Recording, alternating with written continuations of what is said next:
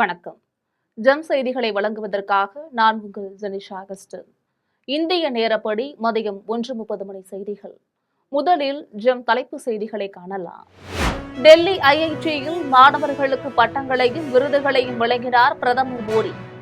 சோனிபட் வளாகத்தில் அதிவிரைவு கணினியின் செயல்பாடும் தொடக்கி வைப்பு. உலகில் மாறிவரும் சூழலில் தொடர்ந்து கற்பவரே வெற்றி பெறுகிறார் என்று பிரதமர் மோடி பேச்சு. ஆராய்ச்சி துறையில் உதவித்தொகையுடன் ஏராளமான வாய்ப்புகள் உள்ளதை சுட்டிக்காட்டல். காவிரி பிரச்சினையை திசை திருப்ப நடத்தும் நாடகமே அனைத்துக் கட்சி நாடாளுமன்ற உறுப்பினர்களின் கூட்டம். தாவேக அரசின் செயல்பாடு பற்றி திமுக நாடாளுமன்ற உறுப்பினர் கனிமொழி குற்றச்சாட்டு. எப்போது பாஜக பக்கம் செல்லலாம், ஊழல் குற்றச்சாட்டிலிருந்து தப்பிக்கலாம் என்று காத்திருக்கும் திமுக. முன்னாள் அமைச்சர்கள் மீது பல்வேறு குற்றச்சாட்டுகள் இருப்பதாக அமைச்சர் அருண்ராஜ் சுட்டிக்காட்டல். கேரளத்தில் 100 கோடி ரூபாய் போதைப் பொருட்களை பறிமுதல் செய்துள்ளதாக அமைச்சர் ரமேஷ் சென்னிதலா தகவல். 7000 வழக்குகள் பதிவு செய்து 9300 பேர் கைது செய்யப்பட்டுள்ளதாகவும் அறிவிப்பு. தமிழ்நாட்டு மீனவர்களின் பாதுகாப்பை உறுதி செய்ய நிரந்தர நடவடிக்கை தேவை. மத்திய மாநில அரசுகளுக்கு அமமுக பொதுச் செயலாளர் டிடிவி தினகரன் வலியுறுத்தல். ஜப்பானின் ஒகினாவா நகரை டால்பின் புயல் தாக்கியதால் 14,000 கட்டடங்களில் மின்சாரம் துண்டிப்பு. முன்னெச்சரிக்கையாக கிழக்கு கடற்கரை துறைமுகங்களை மூடியது சீனா. இனி விரிவான செய்திகளை காணலாம். டெல்லி ஐஐடியின் 57வது பட்டமளிப்பு விழாவில் கலந்து கொண்ட பிரதமர் நரேந்திர மோடி சிறப்பிடம் பெற்ற மாணவர்களுக்கு பட்டங்களையும் விருதுகளையும் வழங்கி சிறப்பித்தார். டெல்லி ஐஐடியின் 57வது பட்டமளிப்பு விழாவில் முதன்மை விருந்தினராக பிரதமர் நரேந்திர மோடி கலந்து கொண்டார். அப்போது ஐஐடி ஆட்சி மன்ற குழு தலைவர் ஹரி சால்வே, இயக்குநர் ரங்கன் பானர்ஜி ஆகியோர் பிரதமர் நரேந்திர மோடிக்கும் மத்திய கல்வி அமைச்சர் பிரகலாத் ஜோஷிக்கும் நினைவு பரிசுகளை வழங்கினர். விழாவில் உரையாற்றிய மத்திய கல்வி அமைச்சர் பிரகலாத் ஜோஷி, கற்பவரை மையப்படுத்திய ஆராய்ச்சி நோக்கம் உடைய எதிர்காலத்திற்கு தயாரானதாக நமது கல்வி சூழலை உருவாக்க வேண்டும் என்பதே பிரதமர் நரேந்திர மோடியின் நோக்கம் என்று கூறினார். இந்தியாவின் உயர்கல்வி நிறுவனங்கள் வெறும் பட்டதாரிகளை மட்டுமல்லாமல் கண்டுபிடிப்பாளர்களையும் ஆராய்ச்சியாளர்களையும் நாட்டை கட்டமைப்பவர்களையும் உருவாக்க வேண்டும் என்று பிரதமர் விரும்புவதாகவும் அதற்கு வாழும் சான்றாக டெல்லி ஐஐடி விளங்குவதாகவும் தெரிவித்தார். ஐஐடியில் சிறப்பிடம் பெற்ற மாணவர்களுக்கு குடியரசுத் தலைவரின் தங்கப்பதக்கம், இயக்குநரின் தங்க பதக்கம், சங்கர் தயான் சர்மா தங்கப்பதக்கம், சிறந்த 10 பேருக்கான தங்கப்பதக்கங்கள் ஆகியவற்றை பிரதமர் நரேந்திர மோடி வழங்கினார். ஹரியானா மாநிலம் சோனிபட்டில் உள்ள டெல்லி ஐஐடி வளாகத்தில் செயற்கை நுண்ணறிவு திறன் கொண்ட பரம்பிரக்யா என்னும் பெயர் கொண்ட அதிவிரைவு கணினியையும் பிரதமர் நரேந்திர மோடி தொடங்கி வைத்தார். உலகம், தொழில்நுட்பம், தொழில்கள் எல்லாம் மாறிக்கொண்டே வரும் சூழலில் தொடர்ந்து கற்று வருபவரே வெற்றி பெறுகிறார் என்று பிரதமர் நரேந்திர மோடி தெரிவித்துள்ளார். டெல்லி ஐஐடியின் 57வது பட்டமளிப்பு விழாவில் முதன்மை விருந்தினராக பிரதமர் நரேந்திர மோடி பங்கேற்றார். விழாவில் உரையாற்றிய அவர், தங்கள் சாதனைகளுக்காக பதக்கங்களை பெற்றுள்ள மாணவர்களுக்கு வாழ்த்துக்களை தெரிவித்தார். ஒவ்வொருவரும் தங்கள் எதிர்காலத்தை பற்றிய ஒரு கனவை கொண்டிருப்பர் என்றும் குறிப்பிட்டார். தொழில்நுட்ப முன்னேற்றத்தால் உலக செயல்தந்திர சமன்பாடு விரைவாக மாறி வருவதாகவும் உலகின் அதிகார சமநிலையும் நேரத்திற்கு நேரம் மாறி வருவதாகவும் தெரிவித்தார். அடுத்த 20-30 ஆண்டுகளில் உலகம் இப்படித்தான் இருக்கும் என்று யாரும் உறுதியாக கூற முடியாது என தெரிவித்தார். உலகம், தொழில்நுட்பம், தொழில்கள் எல்லாம் மாறிக்கொண்டே வரும் சூழலில் தொடர்ந்து கற்று வருபவரே வெற்றி பெறுகிறார் என்று குறிப்பிட்டார். ஆராய்ச்சி துறையில் ஏராளமான புதிய வாய்ப்புகள் இருப்பதாகவும் ஆராய்ச்சி செய்வோருக்கு நிதியுதவி கிடைக்கும் என்றும் தெரிவித்தார். மேகதாட்டு அணைக்கு எதிராக அனைத்துக் கட்சி கூட்டத்தை கூட்டாமல் காவிரி பிரச்சினையை திசை திருப்ப தாவேக அரசு நடத்தும் நாடகம்தான் இன்றைய அனைத்துக் கட்சி கூட்டம் என திமுக நாடாளுமன்ற உறுப்பினர் கனிமொழி குற்றம் சாட்டியுள்ளார். திமுக நாடாளுமன்ற உறுப்பினர் கனிமொழி தன்னுடைய சமூக வலைதள பக்கத்தில் பதிவிட்டுள்ளார். அதில் தொகுதி மறுவரையறை விவகாரத்தில் தமிழ்நாட்டின் நிலைப்பாட்டை ஏற்கனவே நடந்த அனைத்து கட்சி கூட்ட தீர்மானங்களில் தெரிவித்துவிட்டதாகவும் முதலமைச்சர் கூட்டும் கூட்டத்துக்கான தேவை என்ன என்றும் வினவியுள்ளார். மேகதாட்டு அணைக்கு எதிராக அனைத்து கட்சி கூட்டத்தை கூட்டாமல் காவிரி பிரச்சனையை திசை திருப்ப தாவேக அரசு நடத்தும் நாடகம்தான் இன்றைய அனைத்து கட்சி கூட்டம் என்று குற்றம் சாட்டியுள்ளார். தமிழ்நாட்டு அரசியல் கட்சிகளின் ஒருமித்த கோரிக்கைகளை நிராகரித்துள்ள தாவேக அரசின் இன்றைய கூட்டத்தில் திமுக பங்கேற்காது என்று குறிப்பிட்டுள்ளார். உழவர்கள் மேல் உண்மையான அக்கறை இருந்தால் மேகதாட்டு அணைக்கு எதிராக சட்டமன்றத்தில் தாம் நிறைவேற்றிய தீர்மானத்தை மத்திய நீர்வளத்துறை அமைச்சரை நேரில் சந்தித்து வழங்கிட தமிழ்நாடு அரசின் பிரதிநிதிகளை அனுப்ப முதலமைச்சர் தயாரா என்றும் கனிமொழி கேள்வி எழுப்பினார். எப்போது பாஜக பக்கம் செல்லலாம், ஊழல் குற்றச்சாட்டிலிருந்து தப்பிக்கலாம் என்று திமுகவினர் காத்துக் கொண்டிருப்பதாக தமிழக அமைச்சர் அருண்ராஜ் விமர்சித்துள்ளார். சென்னை வடபழனியில் உள்ள தனியார் மருத்துவமனையில் செவிலியர்களுக்கான திறன் மேம்பாட்டு பயிற்சி முகாம் நடைபெற்றது. இம்முகாமை மருத்துவம் மற்றும் மக்கள் நல்வாழ்வுத்துறை அமைச்சர் அருண்ராஜ் தொடங்கி வைத்தார். இதனைத் தொடர்ந்து அமைச்சர் அருண்ராஜ் செய்தியாளர்களிடம் பேசினார். அப்போது நீண்ட காலமாக தொகுப்பூதியத்தில் பணி செய்யும் செவிலியர்கள் பணி நிரந்தரம் செய்ய கோரிக்கை வைத்துள்ள நிலையில் இது குறித்து முதல்வருடன் ஆலோசனை நடத்தி வருவதாக தெரிவித்தார். காவிரி விவகாரம், தொகுதி மறுவரையறை இரண்டுமே இரண்டு கண்கள் போன்றது என்று கூறினார்.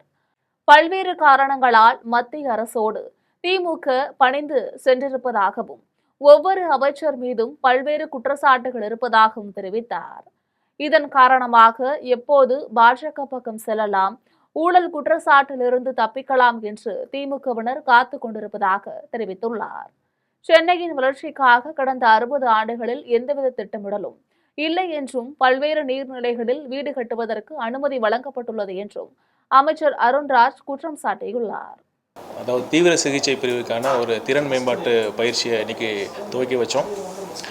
பார்த்திங்கன்னா ஒரு மருத்துவமனையில் மருத்துவர்கள் மட்டுமல்ல, செவிலியர்களுடைய திறனும் ரொம்ப அவசியமாக இருக்குது. நான் குறிப்பிட்ட மாதிரி ஒரு மருத்துவமனைக்கு ஒரு மூளையாக மருத்துவர்கள் செயல்படுகிறார்கள் என்றால் செவிலியர்கள் மருத்துவமனையின் இதயமாக செயல்படுகிறார்கள். அந்த அளவிற்கு அவர்களுடைய சேவையும் ரொம்ப முக்கியமானது. கேரளத்தில் போதைப்பொருள் ஒழிப்பு நடவடிக்கையில் 100 கோடி ரூபாய் மதிப்புள்ள போதைப் பொருள்கள் பறிமுதல் செய்யப்பட்டுள்ளதாக மாநில உள்துறை அமைச்சர் ரமேஷ் சென்னிதலா தெரிவித்துள்ளார். கேரளத்தின் பாலக்காட்டில் அந்த மாநில உள்துறை அமைச்சர் ரமேஷ் சென்னிதலா செய்தியாளர்களிடம் பேசினார். அப்போது கேரளத்தில் ஆபரேஷன் ரூபான் என்னும் பெயரில் மிகப்பெரிய அளவிலான போதைப்பொருள் ஒழிப்பு நடவடிக்கை மேற்கொள்ளப்பட்டதாக தெரிவித்தார். இந்த நடவடிக்கையில் 7000 வழக்குகள் பதிவு செய்யப்பட்டதாகவும் 9300 பேர் கைது செய்யப்பட்டதாகவும் 100 கோடி ரூபாய் மதிப்புள்ள போதைப் பொருள்கள் பறிமுதல் செய்யப்பட்டதாகவும் அவர் தெரிவித்தார். கேரளத்தில் இதுவரை நடைபெற்ற தேடுதல் நடவடிக்கையில் இது மிகப்பெரியது என்று அவர் குறிப்பிட்டார். மக்களின் ஒத்துழைப்புடன் கேரளத்து மண்ணில் இருந்து போதைப் பொருள்களை முழுமையாக ஒழிக்க முடியும் என்றும் அமைச்சர் ரமேஷ் சென்னிதலா தெரிவித்தார். தமிழ்நாட்டு மீனவர்களின் பாதுகாப்பை உறுதி செய்ய நிரந்தர நடவடிக்கை தேவை என அம்மா மக்கள் முன்னேற்ற கழகத்தின் பொதுச் செயலாளர் டிடிவி தினகரன் வலியுறுத்தியுள்ளார். அம்மா மக்கள் முன்னேற்ற கழகத்தின் பொதுச் செயலாளர் தினகரன் தன்னுடைய சமூக வலைதள பக்கத்தில் பதிவு ஒன்றை பதிவிட்டுள்ளார். அதில் மீனவர்களை எல்லை தாண்டியதாக கூறி கைது செய்து சிறையில் அடைப்பதோடு அவர்களின் படகுகளையும் பறிமுதல் செய்யும் இலங்கை கடற்படையினரின் தொடர் அத்துமீறலால் மீனவ குடும்பங்கள் கடுமையாக பாதிக்கப்பட்டுள்ளதாக தெரிவித்துள்ளார். ஜோசப் விஜய் தான் முதலமைச்சராக பொறுப்பேற்ற இந்த 3 மாதங்களில் மீனவர்களின் கைதின் போது கடிதம் மட்டுமே எழுதியதை தவிர வேறு என்ன செய்திருக்கிறார் என்று கேள்வி எழுப்பியுள்ளார். மீனவர்களை அரசியல் செய்வதற்கான ஒரு கருவியாக பயன்படுத்தாமல் அவர்களின் வாழ்வாதாரத்தையும் பாதுகாப்பையும் உறுதி செய்திடும் வகையில் நிரந்தரமான நடவடிக்கைகளை மேற்கொள்ள வேண்டும் என மத்திய மாநில அரசுகளை வலியுறுத்தியுள்ளார். பசிபிக் பெருங்கடலில் உருவான டால்பின் புயல் ஜப்பானின் ஒகினாவா நகரை தாக்கியுள்ளது. மேலும் புயல் கரையை கடப்பதை முன்னிட்டு சீனா தன்னுடைய கிழக்கு கடற்கரை துறைமுகங்களை மூடியுள்ளது. பசிபிக் பெருங்கடலில் உருவான டால்பின் புயல் ஜப்பானின் ஒகினாவை தாக்கியுள்ளது. இதனால் 14000 கட்டடங்களில் மின்சாரம் துண்டிக்கப்பட்டுள்ளது. புயலின் போது கட்டடங்களுக்கு ஏற்பட்ட பாதிப்புகளில் 5 பேர் காயமடைந்துள்ளனர். புயலின் போது மணிக்கு 100 மைல் வேகத்தில் சூறைக்காற்று வீசும் என்றும் 60 சென்டிமீட்டர் அளவுக்கு மேல் மழைப்பொழிவு இருக்கும் என்றும் கணிக்கப்பட்டுள்ளது. இந்த புயலின் காரணமாக முன்னெச்சரிக்கைக்காக ஜப்பான், சீனா, தைவான் ஆகிய நாடுகளில் விமான போக்குவரத்து ரத்து செய்யப்பட்டுள்ளது. சீனாவின் கிழக்கு கடலோர பகுதிகளை டால்பின் புயல் தாக்கி கடும் சேதம் விளைவிக்கும் என்று கருதப்படுவதால் சிஜியாங் மாகாணத்தில் துறைமுக நடவடிக்கைகள் நிறுத்தி வைக்கப்பட்டுள்ளன. மேலும் அனைத்து துறைமுகங்களும் மூடப்பட்டுள்ளது. புதிய தொழில்நுட்பங்களை முறையாக பயன்படுத்துவது கைத்தறித்துறையின் நீடித்த வளர்ச்சிக்கு இன்றியமையாதது என்று குடியரசுத் தலைவர் திரௌபதி முர்மு தெரிவித்துள்ளார். தேசிய கைத்தறி நாளையொட்டி டெல்லியில் நடைபெற்ற நிகழ்ச்சியில் குடியரசுத் தலைவர் திரௌபதி முர்மு கலந்து கொண்டார். கைத்தறி நெசவில் சிறந்து விளங்கும் நெசவாளர்கள் 3 அவர் சந்த் கபீர் விருதுகளை வழங்கினார். இதேபோல் 19 பேருக்கு தேசிய கைத்தறி விருதுகளை வழங்கி சிறப்பித்தார். இந்த விழாவில் உரையாற்றிய அவர், புதிய தொழில்நுட்பங்களை முறையாக பயன்படுத்துவது கைத்தறித்துறையின் நீடித்த வளர்ச்சிக்கு இன்றியமையாதது என தெரிவித்தார். இளம் தொழில் முனைவோர், ஆடை வடிவமைப்பாளர், புத்தொழில் நிறுவனங்கள் ஆகியோர் பழைய பாரம்பரியத்தையும் புதிய நாகரிக போக்குகளையும் இணைப்பதன் மூலம் புதிய வாய்ப்புகளை உருவாக்க வேண்டும் என்று அவர் கேட்டுக்கொண்டார். வங்க பிரிவினையை எதிர்த்து 1905ஆம் ஆண்டு ஆகஸ்ட் மாதம் 7ஆம் நாள் சுதேசி இயக்கம் தொடக்கப்பட்ட நாளை தேசிய கைத்தறி நாளாக கொண்டாடுவதாக குடியரசுத் தலைவர் திரௌபதி முர்மு குறிப்பிட்டார். உள்நாட்டு தொழில் வளர்ச்சிகளுக்கு சுதேசி இயக்கம் பெரிதும் பாடுபட்டதாக தெரிவித்தார். டாஸ்மாக் கடையில் பண பரிவர்த்தனை இருக்கக்கூடாது என்பதற்காக ஆன்லைன் முறை கொண்டு வரப்பட்டுள்ளது என மதுவிலக்கு மற்றும் ஆயத்தீர்வைத்துறை அமைச்சர் விக்னேஷ் தெரிவித்துள்ளார். கோவை விமான நிலையத்தில் மதுவிலக்கு மற்றும் ஆயத்தீர்வைத்துறை அமைச்சர் விக்னேஷ் செய்தியாளர்களை சந்தித்து பேசினார். அப்போது டாஸ்மாக் கடையில் பண பரிவர்த்தனை இருக்கக்கூடாது என்பதற்காக ஆன்லைன் முறை கொண்டு வரப்பட்டுள்ளது என்று கூறினார். பாட்டிலுக்கு 10 ரூபாய் பிரச்சினை இருக்கக்கூடாது என்பதற்காக இந்த நடைமுறை கொண்டுவரப்பட்டிருப்பதாக அவர் தெரிவித்தார். தொடர்ந்து பேசிய அமைச்சர் விக்னேஷ், இதுவரை 700 பேருக்கும் மேல் மதுபானங்களை ஆர்டர் செய்து வாங்கியிருப்பதாக கூறினார். ஆன்லைனில் ஆர்டர் செய்வதிலும் சில பிரச்சனைகள் இருக்கிறது என்றும், இதில் என்னென்ன பிரச்சனைகள் வருகின்றது என்பதை கவனித்து வருவதாகவும் கூறினார். கடந்த காலங்களில் இந்த துறையை சரிப்படுத்த முயற்சி எடுக்கவில்லை என்றும் குற்றம் சாட்டினார். பட்வைசர் ஒரு செய்தியாளர் நேற்று அங்கே கேட்டார், அந்த பேர் சொல்லி கேட்டார். ஆக்சுவலாக என்னென்னா, இந்த துறையில் யாருமே மோனோபோலியாக இருக்கக்கூடாது. இது கன்சூமர் என்ன விரும்புகிறாங்களோ அதை சர்வ் பண்ண வேண்டியது ஒரு கடமை அப்படிங்கிற முறையில் நிச்சயம் இதெல்லாமே பரிசீலிக்கப்படும்.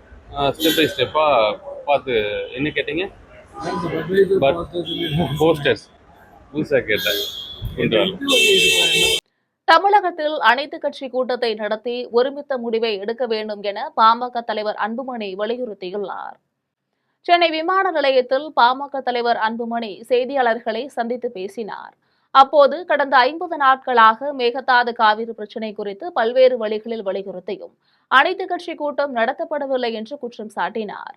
கர்நாடகத்தில் அனைத்து கட்சிகளும் ஒன்றிணைந்து மேகதாது விவகாரத்தை எதிர்கொண்டு வரும் நிலையில் தமிழகத்திலும் அனைத்து கட்சி கூட்டத்தை நடத்தி ஒருமித்த முடிவை எடுக்க வேண்டும் என்று தெரிவித்தார். தொடர்ந்து பேசிய அன்புமணி, போக்குவரத்து, மின்சாரம் உள்ளிட்ட துறைகளில் தனியார் மயமாக்கல் அதிகரித்தால் அரசு வேலைவாய்ப்புகள் குறையும் என்று கூறினார். தமிழகத்தின் மொத்த பட்ஜெட் 4.63 லட்சம் கோடியாக உள்ள நிலையில் வேளாண்மை மற்றும் வேளாண் சார்ந்த துறைகளுக்கு குறைந்தபட்சம் 25% நிதி ஒதுக்க வேண்டும் என்று கேட்டுக்கொண்டார். இது சம்பந்தமாக அனைத்து கட்சிகளும் அனைத்து கட்சி கூட்டத்தை கூட்ட வேண்டும் என்று சொல்லியும் கூட்டாத முதலமைச்சர் அவர்கள் இன்னும் இந்த தொகுதி மறுசீரமைப்பு சம்பந்தமாக மத்திய அரசு இன்னும் அறிவிக்கவில்லை. எப்பொழுது சட்ட மசோதா கொண்டு வருவோம் என்று தெரிவிக்கவில்லை. இந்த சூழலில் முதலமைச்சர் விஜய் அனைத்து கட்சி நாடாளுமன்ற உறுப்பினர்களுக்கு அழைப்பு விடுத்திருப்பது தமிழக அரசியலில் ஒரு நல்ல தொடக்கம் என தமிழ்நாடு காங்கிரஸ் கமிட்டி தலைவர் மாணிக்கம் தாகூர் தெரிவித்துள்ளார். சென்னை விமான நிலையத்தில் தமிழ்நாடு காங்கிரஸ் கமிட்டி தலைவர் மாணிக்கம் தாகூர் செய்தியாளர்களை சந்தித்து பேசினார். அப்போது தொகுதி மறுசீரமைப்பு தொடர்பான கூட்டத்திற்கு முதலமைச்சர் விஜய்க்கு காங்கிரஸ் கொடுத்த அழுத்தத்தின் காரணமாகத்தான் கூட்டியுள்ளார் என்று கூறுவது தவறானது என்று கூறினார். தமிழகத்தின் உரிமைகளை பறிக்கும் வகையில் தொகுதி மறுசீரமைப்பு நடவடிக்கை மேற்கொள்ளப்படுவதை எதிர்த்து மத்திய அரசிடம் அன்புமணி பேச வேண்டும் என்று கேட்டுக்கொண்டார். முதலமைச்சர் விஜய் அனைத்து கட்சி நாடாளுமன்ற உறுப்பினர்களுக்கு அழைப்பு விடுத்திருப்பது தமிழக அரசியலில் ஒரு நல்ல தொடக்கம் என்று தெரிவித்தார். தமிழகத்திற்கு நல்லது செய்ய வேண்டும் என்று நினைக்கும் முதலமைச்சர் விஜய்க்கு அனைவரும் ஆதரவு அளிக்க வேண்டும் என்றும், காவிரி மற்றும் மேகதாது போன்ற விவகாரங்களை வைத்து தேவையற்ற அரசியல் செய்வதை உடனடியாக தவிர்க்க வேண்டும் என்றும் கூறினார். டீலிமிட்டேஷன் ஆக்ட் மூலமாக கூட்டு தமிழ்நாட்டினுடைய உரிமைகளை பறிக்கிறதுக்காகவும் குறைப்பதற்காகவும் செய்ய போகிற இந்த சதியை எதிர்த்து பேசாத சில கட்சிகளில் மிக முக்கியமான ஒரு கட்சி டாக்டர் அன்புமணி அவர்களுடைய கட்சி. அதனால் அவர் முதல்ல அதை பற்றி சொல்லட்டும். எந்த சூழ்நிலையிலும் பெண்களை இழிவுபடுத்தும் வகையில் பேசுவதை ஏற்றுக்கொள்ள முடியாது என இந்திய கம்யூனிஸ்ட் கட்சியின் மாநில செயலாளர் வீரபாண்டியன் தெரிவித்துள்ளார். கள்ளக்குறிச்சி மாவட்டம் சங்கராபுரத்தில் இந்திய கம்யூனிஸ்ட் கட்சி சார்பில் பல்வேறு கோரிக்கைகளை வலியுறுத்தி பேரணி மற்றும் பொதுக்கூட்டம் நடைபெற்றது. இக்கூட்டத்தில் இந்திய கம்யூனிஸ்ட் கட்சியின் மாநில செயலாளர் வீரபாண்டியன் கலந்து கொண்டார். இதைத் தொடர்ந்து அவர் செய்தியாளர்களை சந்தித்து பேசிய போது, சட்டமன்ற எதிர்க்கட்சித் தலைவர் உதயநிதி ஸ்டாலின் பேசிய சொல்லாடல் தற்பொழுது பேசுபொருளாகி உள்ளது என்றும், எந்த சூழ்நிலையிலும் பெண்களை இழிவுபடுத்தும் வகையில் பேசுவதை ஏற்றுக்கொள்ள முடியாது என்றும் கூறினார். இடதுசாரிகள், திராவிட இயக்கங்கள் மற்றும் ஜனநாயக இயக்கங்களால் செதுக்கப்பட்ட தமிழகத்தில் பெண்களை மதித்து போற்ற வேண்டும் என்று வலியுறுத்தினார்.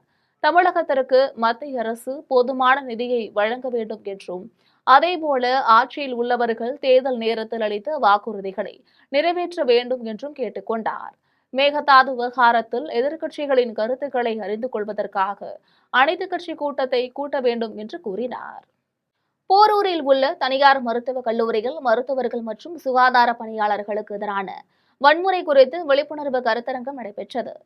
சென்னை போரூரில் உள்ள தனியார் மருத்துவக் கல்லூரிகள் இந்திய மகப்பேறு மற்றும் மகளிர் மருத்துவ சங்கங்களின் கூட்டமைப்பு சார்பில் மருத்துவர்கள் மற்றும் சுகாதார பணியாளர்களுக்கு எதிரான வன்முறை குறித்து விழிப்புணர்வு கருத்தரங்கம் நடைபெற்றது. இதில் சிறப்பு விருந்தினராக இந்திய மகப்பேறு மற்றும் மகளிர் மருத்துவ சங்கங்களின் வன்முறை தடுப்பு குழு தலைவர் உமையாள் முருகேசன் கலந்து கொண்டார். இதன் பின்னர் அவர் செய்தியாளர்களை சந்தித்து பேசிய போது, சிகிச்சைக்காக வரும் 99% நோயாளிகளுக்கு சிகிச்சை அளித்து வீட்டிற்கு அனுப்பி வைத்துள்ளதாக தெரிவித்தார். இருப்பினும் தங்களின் அனைத்து முயற்சிகளையும் மீறி அரிதான சில தருணங்களில் ஒரு நோயாளியின் உயிரை காப்பாற்ற முடியாமல் போவதாக கூறினார்.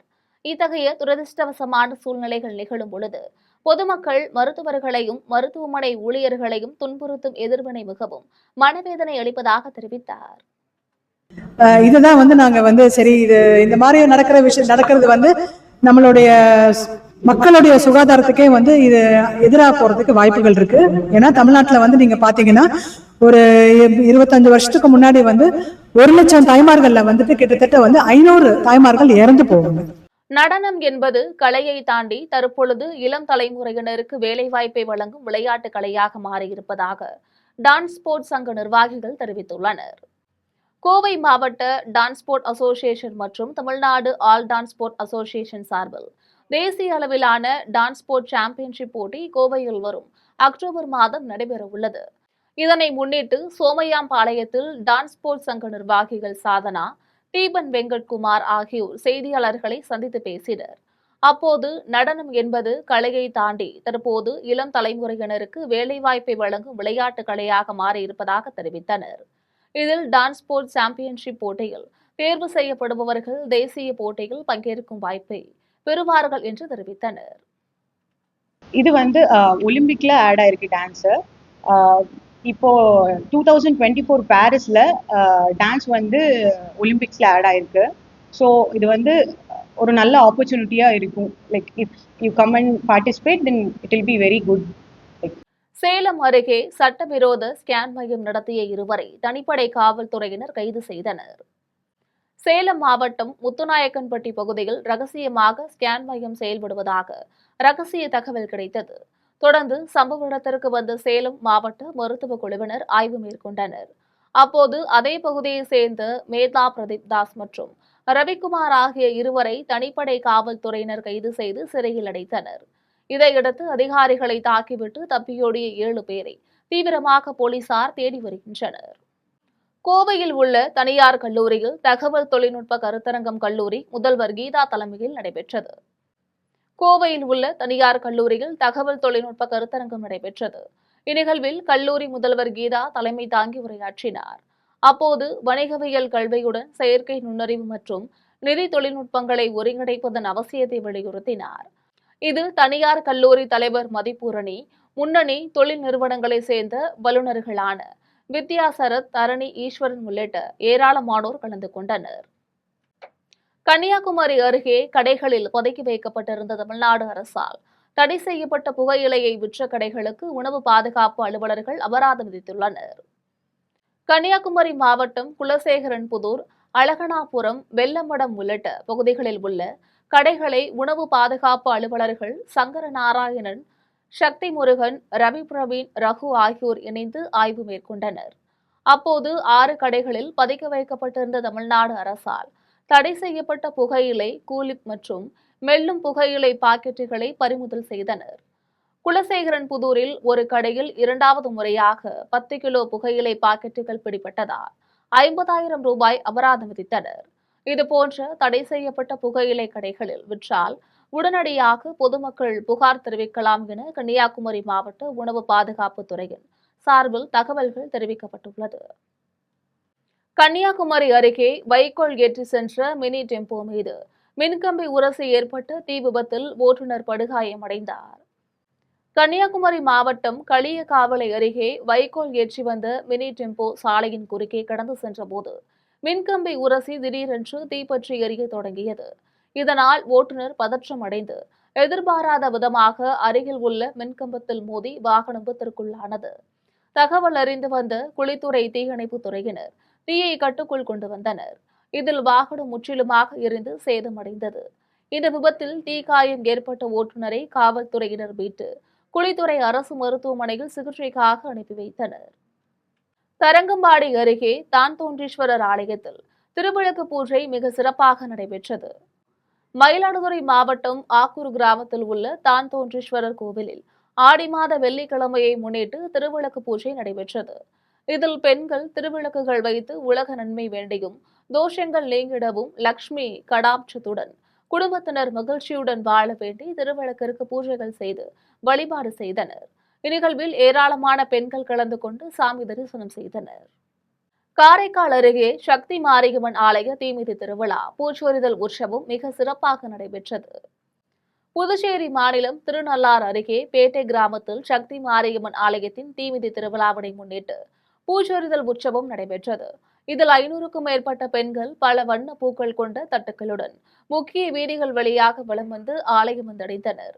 இதன் பின்னர் சக்தி மாரியம்மனுக்கு பெண்கள் ஊர்வலமாக எடுத்து வந்த வண்ண மலர்களால் அபிஷேகம் செய்யப்பட்டு மகா தீபாராதனைகள் காண்பிக்கப்பட்டது. தொடர்ந்து உற்சவர் பொன் ஊஞ்சலில் பக்தர்களுக்கு காட்சியளித்தார். இவ்விழாவில் கிராம பஞ்சாயத்தார், அறங்காவலர் குழு நிர்வாகிகள் உள்ளிட்ட ஏராளமான பக்தர்கள் கலந்து கொண்டு சாமி தரிசனம் செய்தனர்.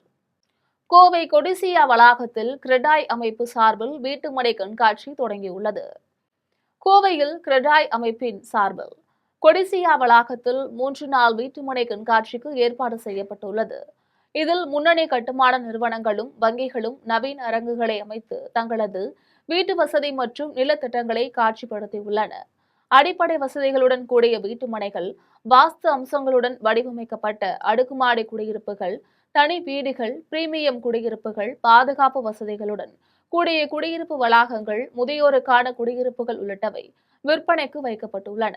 திட்டங்களை நேரில் பார்வையிட விரும்புவோருக்காக கண்காட்சி அரங்கிலிருந்து திட்டப்பணிகளுக்கு களப்பயண வசதியும் ஏற்பாடு செய்யப்பட்டுள்ளது. இந்த கண்காட்சியின் தொடக்க விழாவில் கிரெடாய் கோவை தலைவர் அரவிந்த்குமார், கிரெடாய் தமிழ்நாடு தலைவர் குகன் இளங்கோ, பாரத ஸ்டேட் வங்கியின் நெட்வொர்க் 3 பொது மேலாளர் ஹரிதா, பூர்ணிமா ஆகியோர் கலந்து கொண்டனர். இந்திய அளவில் பாரத ஸ்டேட் வங்கி 9,85,000 கோடி ரூபாய் அளவிற்கு வீட்டுக் கடன்களை வழங்கியுள்ளதாகவும் அதில் தமிழ்நாட்டில் மட்டும் 1,00,000 கோடி ரூபாய் வழங்கப்பட்டுள்ளதாகவும் ஹரிதா பூர்ணிமா தெரிவித்தார்.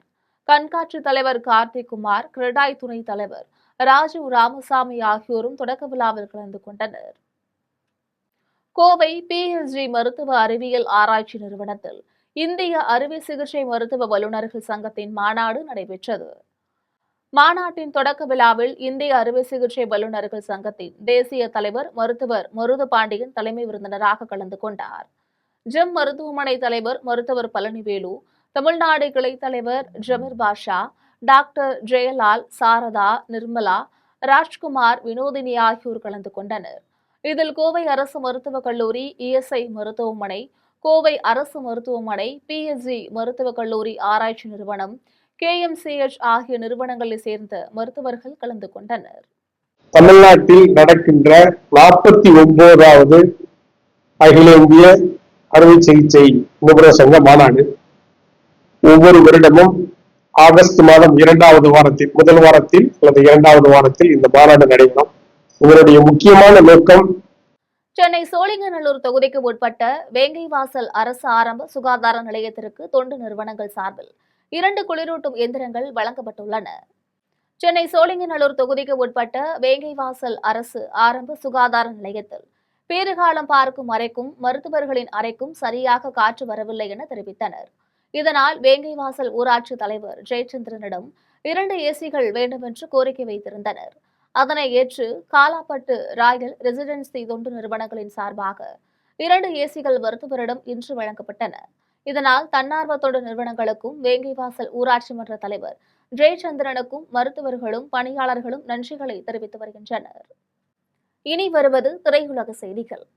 வீட்டில் முடங்கியிருந்த தன்னை தன்னம்பிக்கையை விதைத்து தொடர்ந்து ஊக்கமளித்தவர் வருங்கால மனைவி சாய் தன்ஷிகா என நடிகர் விஷால் தெரிவித்துள்ளார். பிரபல நடிகர் விஷால் சென்னையில் நடைபெற்ற நிகழ்ச்சி ஒன்றில் கலந்து கொண்டு பேசினார். அப்போது திரைப்பட தயாரிப்பில் ஏற்பட்ட பல்வேறு நெருக்கடி காரணங்களாக கடந்த 14 மாதங்களாக தன்னால் எந்தவொரு புதிய திரைப்படத்திலும் நடிக்க இயலவில்லை என்று தெரிவித்தார். திரைத்துறை வாழ்வில் இது மிகவும் மன உளைச்சலை தந்த காலகட்டமாக இருந்தது என்று குறிப்பிட்டார். வீட்டில் முடங்கியிருந்த தன்னை தன்னம்பிக்கையை விதைத்து தொடர்ந்து ஊக்கமளித்தவர் வருங்கால மனைவி சாய் தன்ஷிகா என்றும் தெரிவித்தார். அவர் இல்லை என்றால் இவ்வளவு பாசிட்டிவாக உங்கள் முன் தன்னால் நின்றிருக்க முடியாது என கூறி சாய் தன்ஷிகாவுக்கு தன்னுடைய நன்றியை கூறினார். இனி வருவது விளையாட்டு செய்திகள்.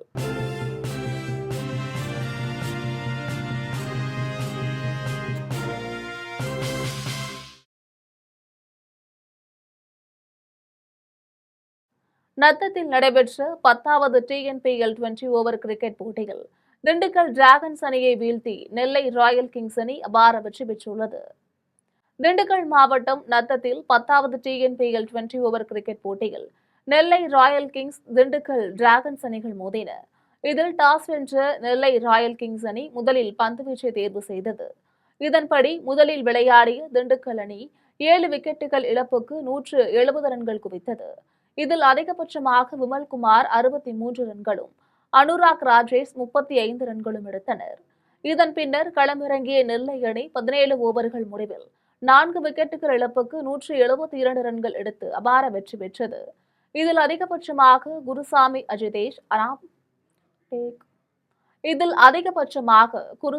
அஜிதேஷ் 46 ரன்களும் சந்தோஷ்குமார் 44 ரன்களும் குவித்து நெல்லை அணியின் வெற்றிக்கு வழிவகை செய்தனர். இந்த தொடரில் நெல்லை அணி தொடர்ந்து 2வது வெற்றி பெற்று அசத்தியுள்ளது. மீண்டும் தலைப்புச் செய்திகள். டெல்லி IITயில் மாணவர்களுக்கு பட்டங்களையும் விருதுகளையும் வழங்கினார் பிரதமர் மோடி. சோனிபட் வளாகத்தில் அதிவிரைவு கணினியின் செயல்பாடும் தொடக்கி வைப்பு. உலகில் மாறிவரும் சூழலில் தொடர்ந்து கற்பவரே வெற்றி பெறுகிறார் என்று பிரதமர் மோடி பேச்சு. ஆராய்ச்சி துறையில் உதவித்தொகையுடன் ஏராளமான வாய்ப்புகள் உள்ளதை சுட்டிக்காட்டல். காவிரி பிரச்சனையை திசை திருப்ப நடத்தும் நாடகமே அனைத்து கட்சி நாடாளுமன்ற உறுப்பினர்களின் கூட்டம். தாவேக அரசின் செயல்பாடு பற்றி திமுக நாடாளுமன்ற உறுப்பினர் கனிமொழி குற்றச்சாட்டு. எப்போது பாஜக பக்கம் செல்லலாம், ஊழல் குற்றச்சாட்டிலிருந்து தப்பிக்கலாம் என்று காத்திருக்கும் திமுக. முன்னாள் அமைச்சர்கள் மீது பல்வேறு குற்றச்சாட்டுகள் இருப்பதாக அமைச்சர் அருண்ராஜ் சுட்டிக்காட்டல். கேரளத்தில் 100 கோடி ரூபாய் போதைப் பொருட்களை பறிமுதல் செய்துள்ளதாக அமைச்சர் ரமேஷ் சென்னிதலா தகவல். 7000 வழக்குகள் பதிவு செய்து 9300 பேர் கைது செய்யப்பட்டுள்ளதாகவும் அறிவிப்பு. தமிழ்நாட்டு மீனவர்களின் பாதுகாப்பை உறுதி செய்ய நிரந்தர நடவடிக்கை தேவை. மத்திய மாநில அரசுகளுக்கு அமமுக பொதுச் செயலாளர் TTV தினகரன் வலியுறுத்தல். ஜப்பானின் ஒகினாவா நகரை டால்பின் புயல் தாக்கியதால் 14000 கட்டடங்களில் மின்சாரம் துண்டிப்பு. முன்னெச்சரிக்கையாக கிழக்கு கடற்கரை துறைமுகங்களை மூடியது சீனா. இத்துடன் செய்திகள் நிறைவடைகின்றன. மீண்டும் செய்திகள் மாலை 6 மணிக்கு. உடனுக்குடன் செய்திகளை காண gemlive.tv என்ற இணையதளத்தில் இணைந்திருங்கள். நன்றி, வணக்கம்.